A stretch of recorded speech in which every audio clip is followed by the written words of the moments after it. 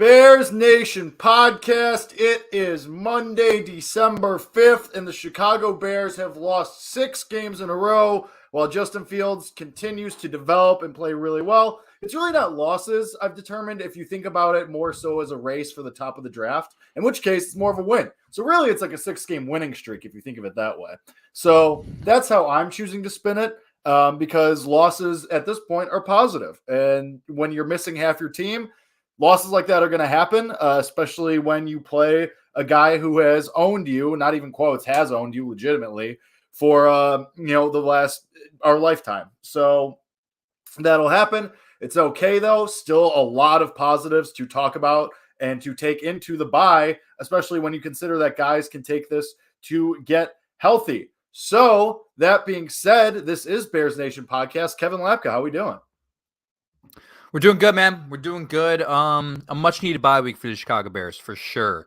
You know, with all the guys going down, I think we all could use a little break from the team, right? You know, they've kind of let us down. There's been a lot of talk about things. Let's just take a step away, reevaluate, see how they do in this December stretch, which is very, very tough for them. A stretch in which they have to play the Philadelphia Eagles, arguably the best team in football, the Buffalo Bills, arguably the best team in football, the Lions, who all of a sudden are now favorites at home against the Minnesota Vikings this week. That's weird. And then, of course, the Vikings week 17, a game that might be irrelevant for them and probably for us as well. We'll see, given the draft positioning. But much needed bye week, but we're going to break down Bears Packers, and it'll be a good one. And we might have some fun stuff for you guys during the bye. We'll see. But let's break down this game. Yeah, I mean, let's do it. I think the main storyline here is Justin Fields passing. And we talked about this game coming into it. We were like, all right, how is this going to go? How is that shoulder? And then he breaks off a 50-yard run for a touchdown, and shoulder looks okay. But then stops running, weirdly, for the rest of the game. It was very bizarre. Rushed for 70 yards in the first couple drives, and then the running just goes away. And he seemed to just really commit to passing, which is, I mean, is fine, all good, because, you know, the whispers and the not so soft whispers have been, well, Justin Fields still can't throw the ball. And obviously the stats kind of back that up if you're just taking them at face value, if you haven't been really watching the games. But the eye test has told you that Justin Fields has gotten better week to week as a passer. This was really the coming out party for that. Had one of his best games rating wise, had a season high in passing yards. The Bears offense had the most yards since last year in the Pittsburgh game. They cleared 400 yards for the first time all season, which is huge. Justin Fields has a couple really nice deep balls to various receivers, including one jump ball to N'Keal Harry that was fantastic all-around throw and catch. Had a wonderful pass to Equinomia St. Brown in the beginning of the game. Before he said is a positive thing, but Justin Fields, Kevin, I mean, really showed his stuff as a passer this time. And really, a couple times what really impressed me was in past weeks when you would have seen him scramble for a short gain, or maybe it was something that would turn into a big gain, but more often than not turns into probably a 2-3 yard gain. He was sat and he's like, let me throw this ball. Cole Kmet's down there somewhere, but then also turned into N'Keal Harry's down there somewhere. Equinomia St. Brown is down there somewhere. And he converted on him. I mean, how many times have we seen this season where the throw is just a little bit too far, or it's just a little too, up high for the receiver to come down with it, or your receivers just aren't good enough to come down with some of these balls that have been thrown up there. And that wasn't the case on Sunday against the Packers. N'Keal Harry. And I said this too. I said this to Joe Ostrowski. N'Keal Harry gets on the field for one play a game, and he makes a big play, and they say, all right, get your ass on the bench. We don't want to see any more from you. Every time, every week, the Dallas game catches a touchdown. We don't see him again. This game has one big catch, amazing catch. Don't see him for the rest of the game. It's so bizarre, but it's really funny at the same time. But Kevin, Justin Fields, I mean, really showing his stuff as a passer in this game. Yeah, absolutely is, right? It's good to see him crush the narrative. I mean, we know that he's capable as a passer and more capable than what people think he is. But again, given all the talk about him the past couple of weeks about you have a running back as your quarterback, it was good to see him kind of, crush that narrative for sure. And it's almost like he listened to the show because last week we saw what Trevor Siemian did. He probably does. We know he does. I mean, we got the OSU connection with myself and Kellen, who's going to be on in just a second.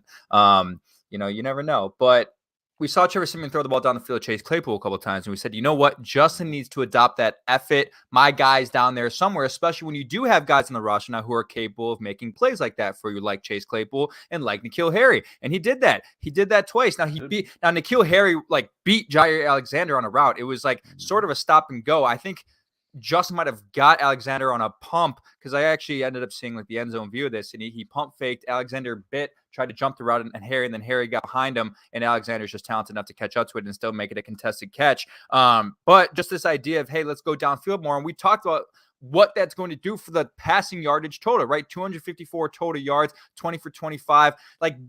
That's how you get those numbers. That's who you get. I thought maybe there was a chance he would get that first 300-yard passing performance of his career. Got close, but you're going to get close because of 40-plus, 50-plus yard plays. And that play to N'Keal Harry, that 59-yard completion, is now 7th in the league for longest completed air yards pass in the NFL this year. So that really was, quite the throw. And one other thing before we bring Kellen on here too. We'll bring Kellen on right now because I'll ask you guys this sort of trivia. Kellen Gerenstein back on the show after quite a while. Kellen, how we doing, my man? Good to see you again. I'm good, bro. Good to see you too. Go ahead. Get on with what you were saying, though. Ask that question. So if you guys had to guess where Justin Fields ranks among NFL quarterbacks in total touchdowns in the NFL this year, so not just passing touchdowns, but obviously rushing touchdowns included, total touchdowns in the NFL among all quarterbacks, where does Justin Fields rank? What is your guess? I mean, it's got to be top 5, right? I was going to say 7. See, here's the problem. Guess the number. I see, Kevin's got to block me or something when he puts these tweets out, because I see them ahead of time, and then it kind of ruins the game. Did you see this one, though? I didn't. I saw the one where you're comparing him to Joe Burrow, and I saw the list one. I'm going to say 4. 7. Kellen was right on the dot. 7. That's impressive. Good job, really man. Impressive. Wow, welcome back. Welcome back to the show. 7th, man. 21 total touchdowns. He's man. He's a guy, man. He's a guy. We knew that, but we've talked. I mean, it's been touchdowns have been I don't want people to forget how hard touchdowns have been to come by as a Chicago Bears fan. Yep. We could score 17 points a game, and now our quarterback is tied for 7th in the league in total touchdowns. It's unbelievable. But yes, Justin Fields. Kellen, you watched the game too, right? What do you think of Justin Fields as a passer last week? Yeah, he was great. I implore, if everyone watching this hasn't already, if you think I'm good, and I'm sure there's one or two of you out there at breaking quarterbacks down. If you think I'm good, you should subscribe to the Quarterback School Patreon. Because JT O'Sullivan does like Justin Fields, and even in that, I think he remains very objective. And we'll have, breakdowns where he will talk about Justin Fields' game, and he'll break down every play. I implore every Bears fan to go subscribe to that. It's like $5 a month. But I'm only so far not maybe 10 minutes into an hour and a half of it, and he's just so good. And the thing about it is there's so much room still to improve, little things, right? The first overthrow he had to commit on the crosser, right? JT talked about, it just looked like if he adds a hitch in this footwork here, there's more time to where he doesn't feel like he has to float the ball over Quay Walker, right? And that's why the pass kind of sailed, because he's trying to throw over a linebacker. And if he waits a little bit longer, the safety, who I don't know who it was, he might be able to make the play. It might have been Adrian Amos, might have been Russell Douglas. I don't know who it was. But 20 of 25 is very, very good, considering one of those, obviously we know the 2 interceptions. One of them, I don't know if you guys have talked about it or if we'll talk about it later, but just an awful route. 100% on EQ St. Brown. Second one was a desperation. Which really, I mean, the way that Justin Fields and Matt Eberflus threw Equinomia St. Brown they didn't just throw him under the bus after the game. They drove the bus over him, looked back, said, hold on, reversed it over him, then drove over him again. That was. I didn't see that. What did they say after the game? They both were yeah, that's just got to be a better route. That was, he's got to bat that ball down. They completely just Sure. like they didn't run the bus. They buried him underneath the bus. And then No, they strapped him into the bus and then drove the bus over a cliff. Like that's what happened. They're right though. I mean, on that type of route, like if that throw ends up being an interception, it's 100% on the receiver. You've got to keep coming back unless that ball's picked off because it's high and off his hands, right? Like then it's on the quarterback on a bad throw. But you just have to run that route better, and you have to keep coming back to the ball. Like you can't stop out of your break. But I think that might have been his best game as an operator of the offense in his entire career. Like as a maestro, as a quarterback, like not as a passer alone. And maybe you can make that argument as a passer alone, right? Like the Miami game obviously was better as a runner, but just as far as managing the game, making completions when they need to be had, staying out of trouble, converting third downs, like this was by far his best performance in those aspects, in my opinion. Yeah. I mean that was the first thing I said, when we came on. I said this was his best game of the year as a passer for sure, maybe of his career, honestly. And it's just, I mean, Kellen, right before you came on, I don't know if you caught this part, but we were saying and I said, I mean, more me had said this, and Kevin was about to give his opinion on this, but it just, the times that we saw him where in the past couple of weeks, we would have seen Justin Fields run for a short gain or take these hits. And instead he stood and he threw the ball, and like the float to Cole Kmet was usually something that he would just run for and try to get a couple of yards and salvage the play and salvage a positive gain. But he waited and he stayed behind the line and he found a big chunk play instead to his guy. So that to me just speaks more to his development in the guy that we are going to see. I mean, not even for next year, but the rest of this year and these tough matchups that are coming up. Yeah. Did he get sacked at all? Was there one sack? No. First game without a sack for Justin Fields.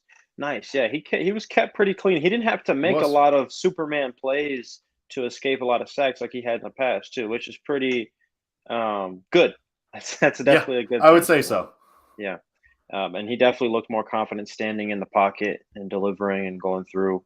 I already talked about him getting to the check down a couple times, but yeah, definitely I would agree, Jake. Best game this season. And I would say his career as a passer. Well, I mean, it's almost like you can say maybe if you want to correlate it, that there was a blessing in disguise that he, had the AC joint sprain, because you don't know. I mean, Jake talked about, he scored the 55-yard touchdown, but outside of that, his rushing tendencies were different from what we've seen the past couple of weeks, right? He just, from a volume, from an attempt standpoint, the rushing attempts just weren't up there in comparison to the games against Miami and Detroit and, those other prolific rushing performances. And I think that could be like, as a player, right, you're cautious of it. It hurts. There's no real risk of re-injury when it comes to that injury, but it hurts. You don't want to, feel that pain again. So maybe he was a little bit more, eager to stay in the pocket when he knew it was clean. And like you mentioned, when you talked about that play to Cole Kmet, not, rush out of it, because he knows, in a situation like that, there's a good chance he'll get hit unless he slides early and well enough. But even then, even when he does slide, we know the tendencies for defenders to just try and take his head off every time he slides and still receive no penalty, right? So, like maybe it was a blessing in disguise that, hey, I don't want to run. I'm going to stay in the pocket, and good things come from that. I mean, like you said, that pass play to Cole Kmet is going to be, far more yardage than he would have gotten probably on a run. I mean, we know his ability to make magic with his legs, and you never know when he could break it free. But it's something to think about. It's just something to think about, because that's also something that you can see for the rest of the year, right? He knows the city, like the Bears have been eliminated from playoff contention. He's not stupid. He knows where they stand. And I'm not saying he's going to try to throw the games away or anything, but does he believe in himself that it's worth risking his body for the next 4 games that they have to play? No, he knows that, he's going to go try and win every game, but inside of the game, each play to play, like, would he rather go get an 8-yard rush and take a hit and take a blow to the shoulder, or sit in the pocket and try to, hit Kmet on a, 15, you know what I mean? Like, everyone is aware, I think, on that team right now, probably maybe even Luke Getsy, of where they're at, what's at stake for them. Because that play calling sure seemed like Luke Getsy was in on some sort of something, as far as, you talked, Jake, what'd you say? You said last week, the whole bat phone analogy you made about, the bat phone going off and Ryan pulls off about George McCaskey. But that was a different scenario. You were saying that because you thought that would be George McCaskey wanting Fields to play so you could beat the Packers. And I don't know if that you could have been right about that, but boy, oh boy, did it seem like Ryan Poles had a big ass phone and saying, Luke, take the ball out of Justin Fields' hands because we're staying at number 2. We're staying at number 2 in the draft. It did feel like that. I mean, the 3 straight running plays at the end of the game, like that's really, it's like the Falcons game. Like you took the ball, and that at that time it might have been because Justin was hurt in the Falcons game, and you wanted to protect that injury. But I mean, 3 straight running plays, and even Justin Fields himself saying, "Well, yeah, maybe we need to execute that a little better," but also like basically saying like, "Why am I not throwing the ball on my best passing day?" So I think there might be a little. I mean, of course, they'll never say this, and they'll say we're out there to compete and win games, but. And we talked about a little bit about this last week, Kevin. Like they're always going to say, "Yeah, we're here to win games. We're not throwing." But like the play calling on Sunday seemed like otherwise, for sure. Definitely did. Very suspect. I mean, and it's frustrating because I'll tell you this, right? We can all be honest and objective. Like we know, like, am I upset that the Bears lost that game? Like, yeah, but am I also like, hey, staying at number 2, let's go, right? We are, but. The Kevin, you're feeling that? That's dude, I am. And this is how far you've been out, bro. You get depressed after every Bears loss. Doesn't matter the circumstance. So that's growth. Good for you. It is growth. Okay. I was a little depressed. I mean, I think everyone was probably a little bit, maybe not depressed, but pissed off that Rodgers did the whole salute thing, and all that really got on my nerves again. Okay. But in hindsight, and thinking about the future with the broader outlook, like.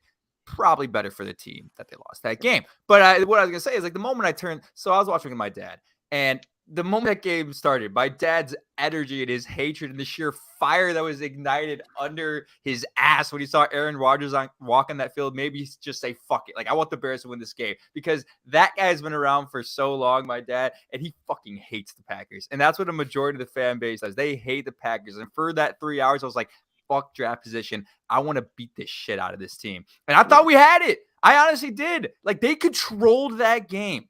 And then again, they controlled that game a little bit too much to Ryan Poe's liking. And I think in a way they did it to themselves. Like I wouldn't even say the Green Bay Packers, fully beat you. I mean, they beat they're the more talented team, but you had all opportunities to win that game if you wanted to. They did it. So right. And that's the thing. I think and that's kind of my point where Justin Fields has evolved now to the point where and Matt Eberflus said this today. He said, I believe that Justin Fields is the type of quarterback that can raise the play of the players around him. Now, the Bears players around him are so piss poor from a talent spectrum where you can only raise it so much. But Justin Fields has evolved to this point where, 4 weeks into the season, me specifically, I won't speak for you guys, but I'm saying he might not be on the team next year. Like he might not be, he's not a lock for the team next year.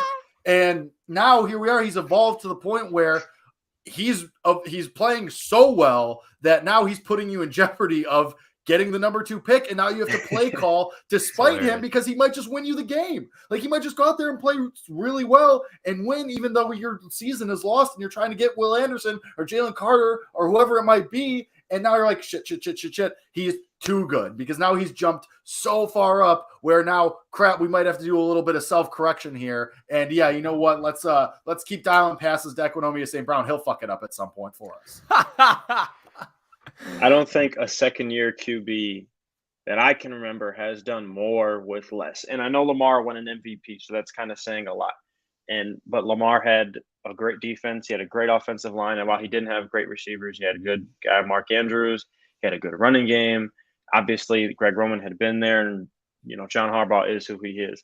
But like, come on, we're throwing passes to Equinemius St. Brown as a primary target on half our play. Like, no quarterback statistically. It's not like we've won a lot of games. Statistically, and getting the offense up and down the field has done more with less. And I think that's such the exciting part, right? Is like, well, when do we get to pull the Ferrari out of the garage? Right? Like, when do we actually get to let him see him work, and getting a track race, right, with all these guys around him. So it's exciting to see. Velus Jones, it's still frustrating, like week after week, like he's just, we go back to that pick and we tried to hype it up and it just kind of is what we thought it was.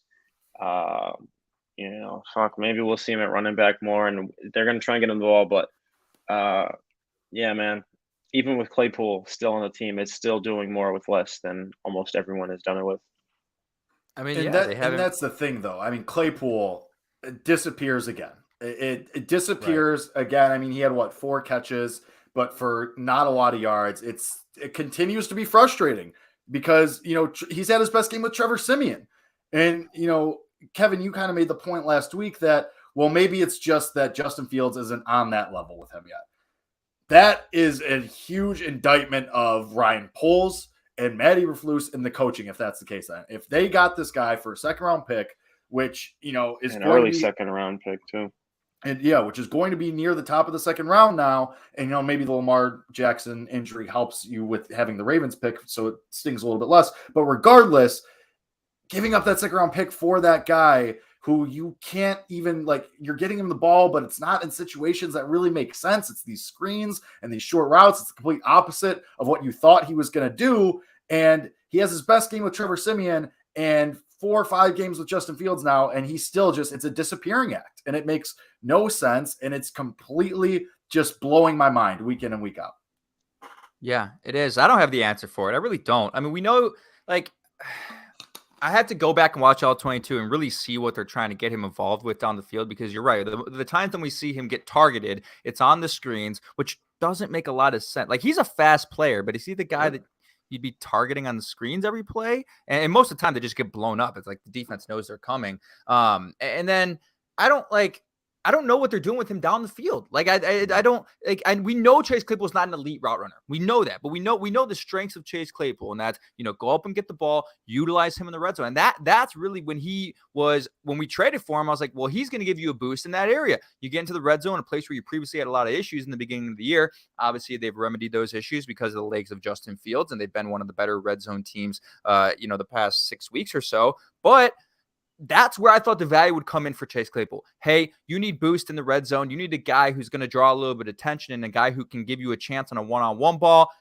Give it to him. And I think maybe they are sort of figuring out how they want to use him and where he really fits in this offense. Again, we made the point earlier in the year that maybe it was always supposed to take this long for Luke Getsy and for the offense to come together. We shouldn't have expected it to come together weeks 1 through 3, and it ended up coming together, week 6, 7, and what it's been since. And maybe the same kind of goes for Chase Claypool. Get him in here, just get him reps, understand where he fits in this offense, and maybe the role does change when you do get a different wide receiver, whether it's in the draft or in free agency next year. When you get Mooney healthy under another year under his belt, maybe you start to see Chase Claypool really find his fit in this offense. But I do think it's kind of hard when he's expected to be the only guy right now and to be, your primary playmaker. But given who he is, we determined, right, that he's not going to be your wide receiver 1 next year.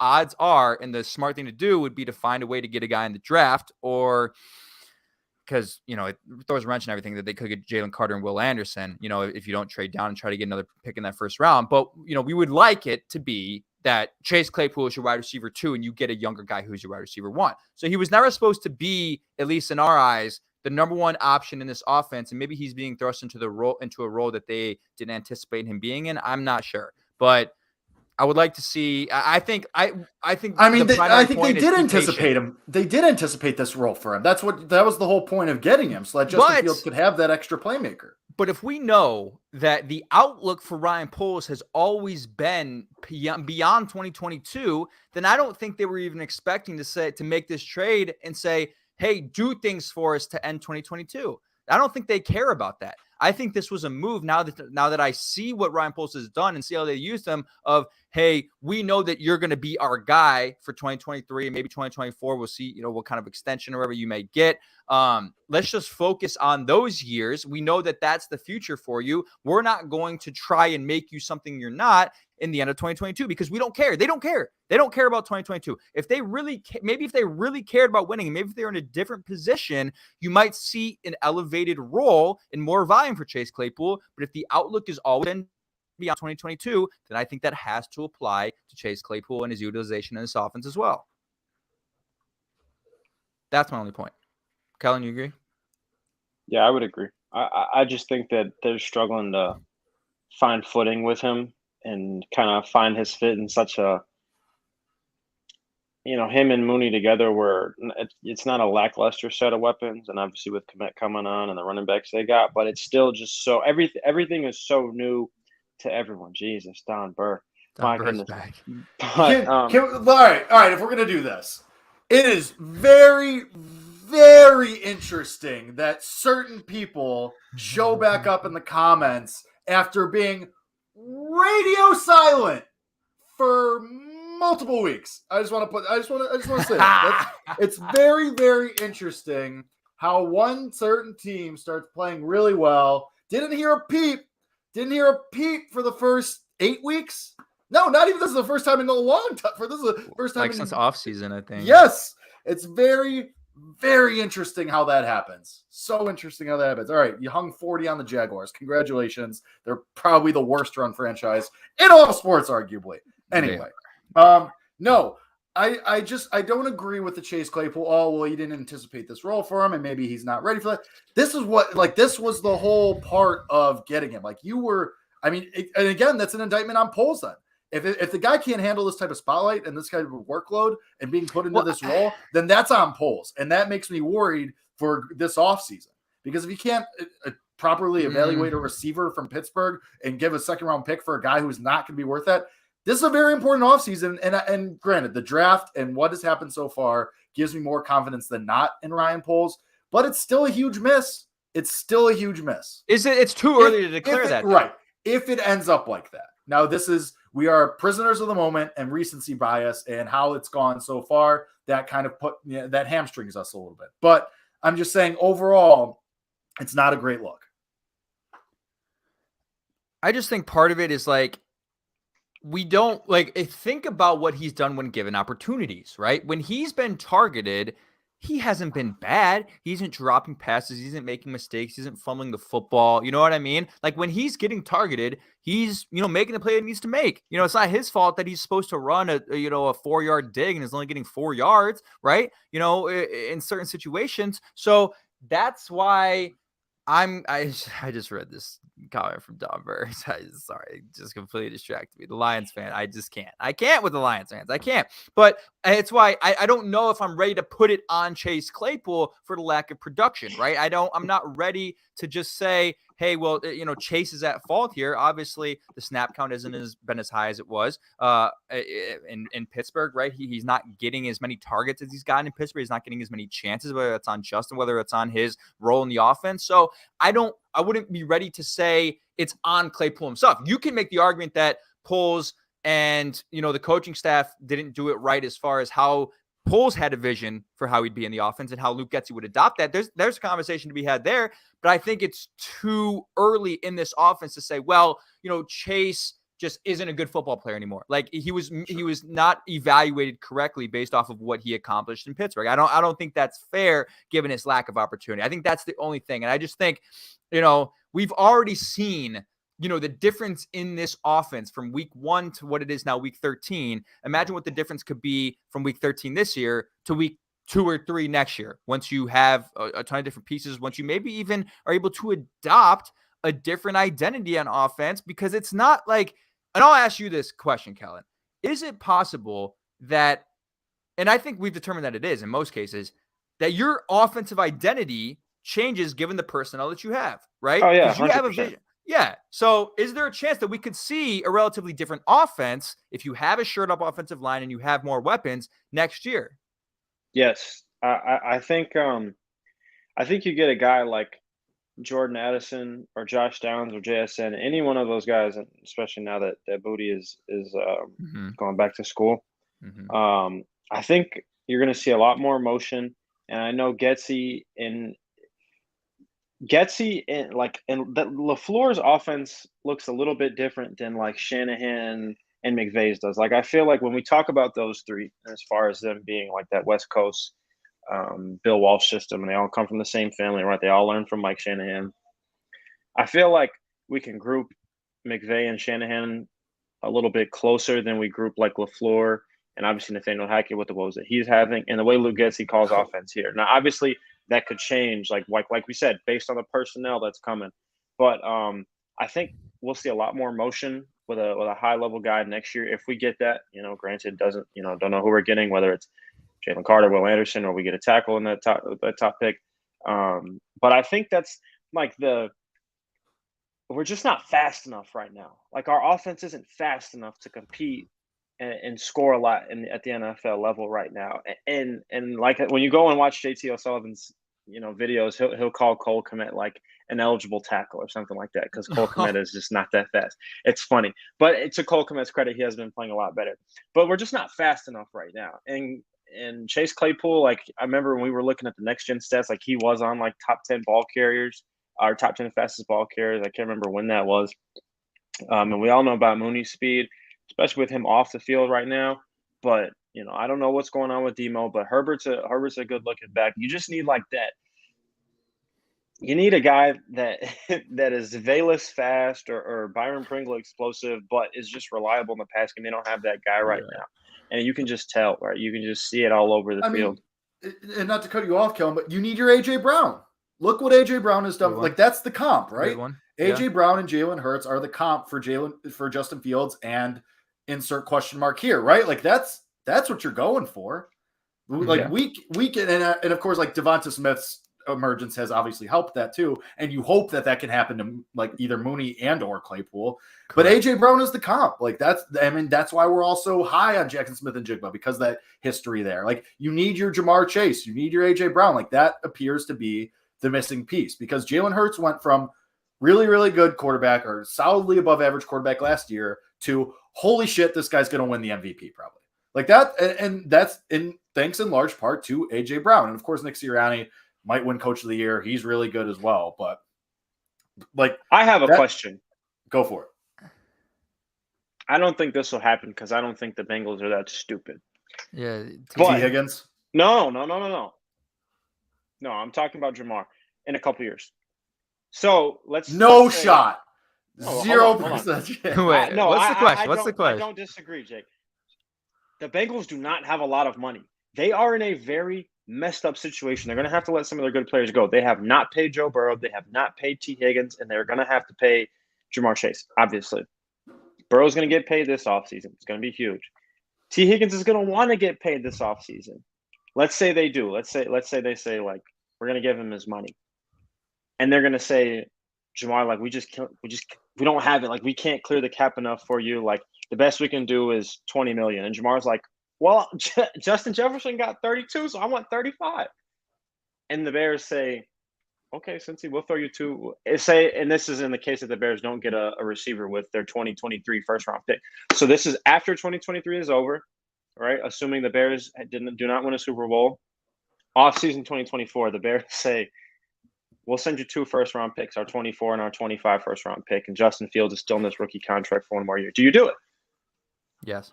So you – and assuming that you have re-signed Mooney and Claypool to their contracts. And you're saying that would be next offseason, not this coming offseason. Right. Mm-hmm. And like I don't think it'll happen. I think the Bengals have to keep Jamar Chase. Well, it will be one of them though. I mean, they can't pay everyone. I the think salary scenario, cap does have it does matter a little bit.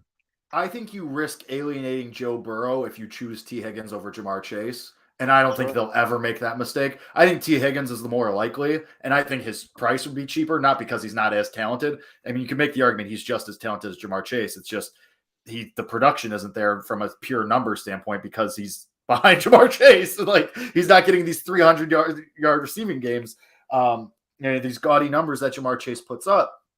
So I thought for sure you were T. Higgins there. I don't think because I don't think that situation will ever even arise when it comes to Jamar Chase. Now, if you're talking about T. Higgins, if that happens, let's say this offseason even, let's say, you're going into the draft armed with the number 2 pick and possibly more, depending if you trade down with the Lions or Philly or whoever. So what's the price you would pay, Jake, for T. Higgins? Let's say you wouldn't give up the number 2 overall pick. So let's say that since he tells you, okay, we want your 2024 first round pick. That's it. Just 2024 first rounder. Would you give it to him? Oh, you do that in a heartbeat. If it's just the 1 first round pick for T, you do that immediately. All right. So what's too much? Because I agree. I would take that too. I guess that's not a hard enough question to ask. 2 first round picks would be pushing it. Not the number 2. So like your 24 and 25 is probably pushing it. I mean, let's say they want your 24 first and a third in 23 and a fifth in 23. Yeah. I think you do it. You do it? I think you do it. Your 2024 first, which ideally in the scenario, then T. Higgins takes you to that, upper echelon of playoff contenders, Sure. which would be a low pick anyway, and then 2 picks from this upcoming draft, in which you already have a couple extra mid-round picks. Yeah, I mean, I think you do that. Kevin? Yeah, you do it.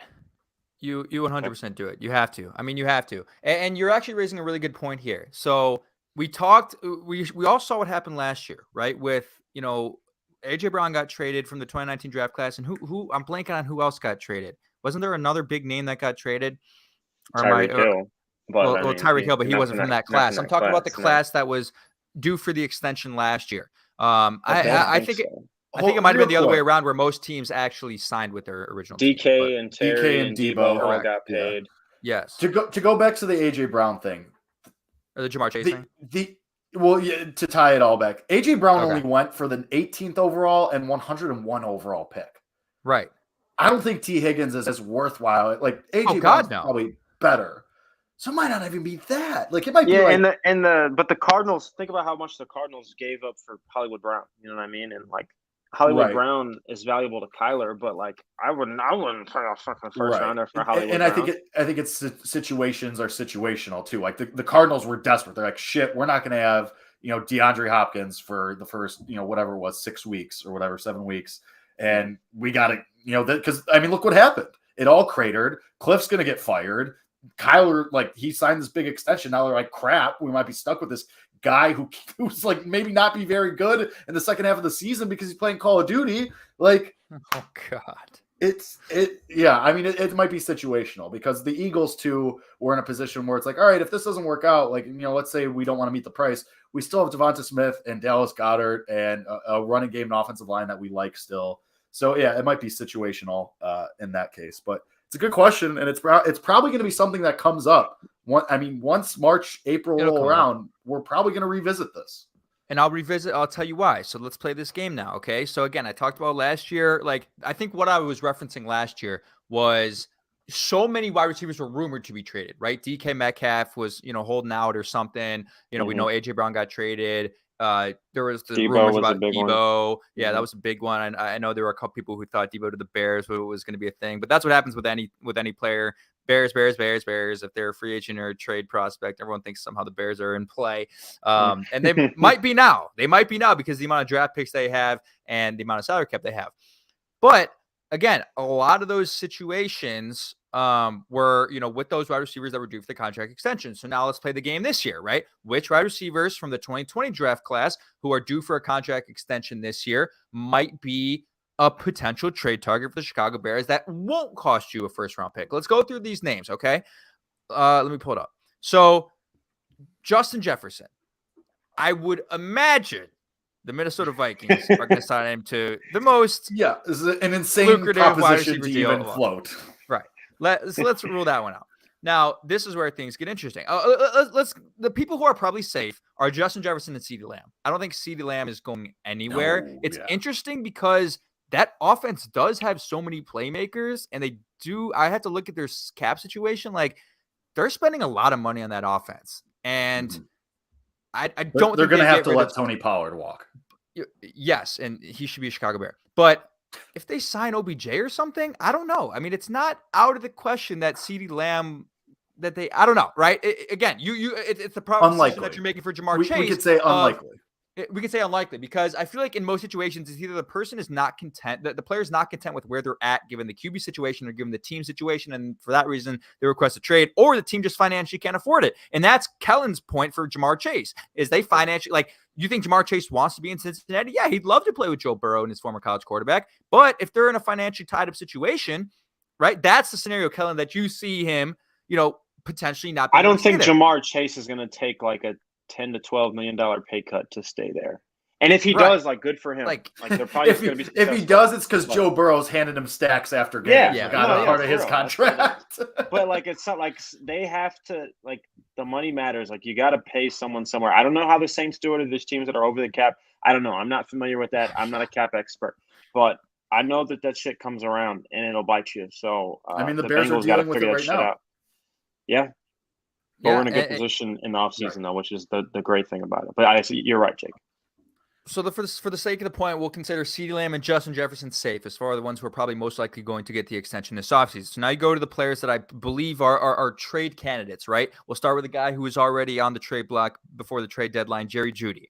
Okay, that's a guy who should not cost a first-round pick at all.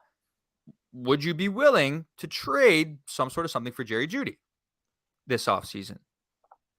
Is he a name that would interest you? Like, it's too hard to play the value game for him. But is that a name that would interest you? I don't think, to be honest, Kellen, I'm with you. I'm out on Jerry. I'm not out on him, but I don't think I'm enticed by that. I mean, I'm not gonna fault anyone for being stuck with Russell Wilson or the ghost of Russell Wilson right now. Like, I'm not gonna fault anybody for that. I would be intrigued depending on the price. I'm not giving up a first rounder. I'm not even probably getting a second rounder. But you come around with a third, fourth, fifth, then I can maybe see where you're going with this. And let me just make this clear as well. For people who think this is a stupid game to play, it's not. Because if the Bears are thrust into a situation where they have a top 5 pick, we already know in that scenario, the odds are extremely likely that they're taking a defensive player. That they're taking either Jalen Carter or Will Anderson. If they get a top 5 pick, one of those players someone could trade up for one of those guys too. And depending on the package, you might have to take a trade for a non-quarterback. You know what I mean? And I don't know how you or Jake feel about that, but Jalen Carter, we do throw the term generational around a lot, but Jalen Carter and Will Anderson are the definition of blue chip. They are blue chip. They have traits that you just don't see all the time, right? They come around once every few years. Both of those guys are like that, and especially now with the way interior pressure impacts the game with guys that can run around like Justin Fields and the way that just gap schemes and offensive linemen are now. Teams are going to want to trade up for those guys and win now situations. And then you look at a team like, say, I believe the Eagles have 2 first-round picks this year. They whose pick do they own? They own someone's pick. I forget whose pick they own, but I believe I thought they owned someone else. Oh, New Orleans. They own New Orleans' pick at 6. For the Chris Olave trade. The Chris Olave trade, maybe. So maybe you see. Okay. Yeah, I think you're right. Maybe you see the Philadelphia Eagles, who, say they don't win the Super Bowl this year. Hey, we're an edge rusher away or something like that, right? Because their edge rushers are all right. Which they traded for one, by the way. Shout out to Ryan Poles. Exactly. A guy who's virtually played nothing since he's. I think he made a play in their last game, but prior to that, he didn't have any sacks. Sure didn't. Why? If he had to tackle, but that's a team where, if you're at 2 and they're at 6, or if New Orleans wins tonight, they're a little bit further, down. Totally, Philadelphia could trade up for you to get a Jalen Carter or a Will Anderson. Could you imagine the tandem of Will Anderson and who's the guy that they got last year? I'm blanking on the name. Jordan, his last name, Jordan Davis. Yeah, right. That's a possibility. Anyway, so Jerry Jeudy doesn't really tie, but that's a name. So I'll just list out the names for the sake of time here. Brandon Ayuk. That's a guy I'd trade for. Mm-hmm. I like Brandon Ayuk. I wouldn't trade a first rounder for him, but that's a guy. Michael Pittman. You think about the Colts situation. They're not in a position to say, hey, we just drafted Alec Pierce. We're probably in the beginning of this rebuild. Sure, it'd be nice to give our brand new rookie quarterback a weapon, but are we willing to give you the money that you're asking for? Hell no. I don't think Michael Pittman is also going to sit there and say, hey, I just kind of want to sit through this whole rebuild and the mess that you've created with the whole coaching situation with Jeff Saturday and all of that. He may not want to sit through that. He's a name that will be rumored around. Jalen Reagor, obviously not. Henry Ruggs is not in the league. So those are really kind of, T. Higgins, Brandon I think Ayuk, you could Mike get good Pittman. value for a guy like Denzel Mims too. I saw that too. Something cheap, but I don't think Poles would do it because they gave up something cheap for N'Keal Harry, who's probably not going to get another contract, and they've already traded for Claypool, and we know Poles wants to build through the draft. But I think that could be a value target. Right. Yeah, I think you're right. Again, so just to end this whole thing, I would implore Bears fans to look out for those names, because if the Bears are stuck in this situation where, and it's a good problem to have, where you're able to take Will Anderson or a Jalen Carter, and you're not able to find your wide receiver 1, then you need to find that guy. You need to find that guy this year. You cannot wait. You can afford to get a guy and still get Marvin Harrison next year. If somehow, you're bad enough again, or you trade and somehow get another first round pick, right? But you need another guy. if you want the Super Bowl window to be open in 2024, you have to get another guy. And if you're taking, we know the free agent class sucks, and if you're taking Jalen Carter or Will Anderson, then you're going to have to, via trade, find your wide receiver one. And Brandon Ayuk isn't that. Michael Pittman could be that, and certainly, I think Jerry Jeudy maybe could be that, and T. Higgins definitely would be that. But it's just something to keep your eye out on for. I have a question for you guys now. Okay. So we know the Bears, we talked about the tanking thing, right? And how it was evident that the Bears were out to do that. What are your thoughts on if the NFL were ever to add some sort of lottery or any provisions to prevent tanking? Because it's talked about a lot now. The NBA's done it, and the lottery is an interesting situation. And I honestly think the incentive to tank in the NFL is greater than the incentive to take in the NBA. Do you think that's something you actually ever will see happen? Nah. Probably not, because in the NFL, this class is a great example of that. Like, this is a deep quarterback class. Like, as opposed to the NBA, where it's like, I need Victor Wembanyama on my team yesterday. It's kind of not like that. And you can say that about it fluctuates year to year.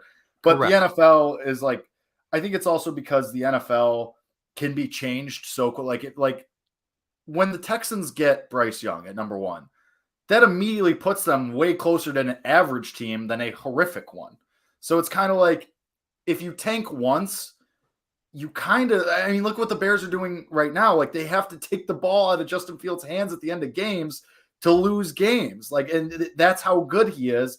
Like, and that's how good a guy like maybe Bryce Young can be. That's how good guys like Joe Burrow can be. Like, look what happened to the Bengals once Joe Burrow was finally healthy. They became a Super Bowl team after being terrible. Like, the incentive to tank year to year and multiple years in a row isn't really there. The Jaguars have been trying to escape it for years, and they just stink so bad because they're so poorly run that they just kind of end up there.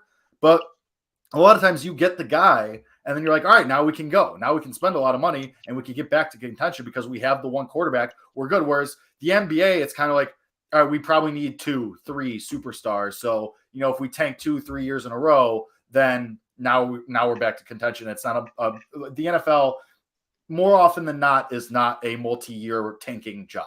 It's usually 1, maybe 2. And if you're tanking multiple years in a row, it's more because it's out of your hands and you're just bad at your job of building a team. Hence Jaguars. Yeah. What do you think, Kellen? I just think that football in general, in the NFL, the fact that there's only 17 games now, and only guys are just, quote unquote only, right? But there's 17 versus 82, right? Is what I mean. Like, there's guys just aren't in the league for that long, and coaches might try and lose games, but you will never get a player that will go out and like try to actively tank for this team. I don't know. I don't see it happening. And I don't think it would benefit. I don't think it would benefit an NFL team as much, and the league, just like a team in general. I mean, like, even like generational guys are gonna, and we're talking about quarterbacks now, especially because usually when you tank for a quarterback, right? Like, always. Like, we're talking about Jalen Carter and Will Anderson. Like, we're not tanking for those guys. We're already there, right? Like, we're already there, so we're like, well, shit, like, we're in the position to get them, so let's just stay here. But like, at the beginning of the season, like, Texans probably lost 2 games, and they started off whatever they started off as, and they were like, yeah, Davis Mills isn't it. We need fucking Bryce Young. Let's tank for him. Like, that's a little different. I don't. That's a long way to go to lose a lot of games and to put your body all through that. So sure. Because I think, Jake, you said it. It's better for the league, because in the NBA, bad teams stay bad for a lot of years because you could just get perennially unlucky in the lottery, and misses and busts in the NBA come a lot more frequently in the top 10 picks in their draft than they do in the NFL. So if you're just consistently getting lucky and not getting that number 1 overall pick, then teams are going to stay bad. Like, the Rockets are going to stay bad for a long time. Like, in the NFL, the turnover is typically, for most teams, unless you're a really bad run organization, like, pretty quick. Like, again, Bengals and all these other teams. So I don't know. I just thought it was an interesting proposition because the reason it happened in the NBA was I think just Adam Silver got mad at it because it ruined the product on the field, right? Or on the court at the time. Like people like who would want to have gone and watch, teams play if they knew that they were actively trying to lose? And if Roger, like, I think the benefit that the NFL has is I don't like the people are going to come in anyway. Like people are going to watch the NFL anyway, whether they know you're tanking or not. Like if you were to tell me for the last 4 games and tell the rest of the world that the Chicago Bears were actively tanking, I would still watch the game. I don't give a fuck. You know what I mean? Like I'm still going to watch the game for a variety of different reasons. And sports betting is one of them for a majority of people. So that's why those buildings are so effing big in Vegas. But I don't know, interesting proposition. It made me think of it as we saw the Bears, in my opinion, actively tank on Sunday.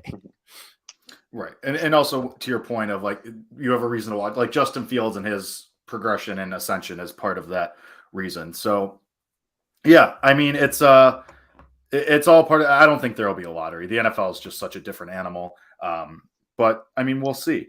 All right. Final thoughts. Anybody on this? I mean, we have the bye, so we're going to take a little time off and we'll recoup. But any final thoughts on Justin Fields or what we saw on Sunday?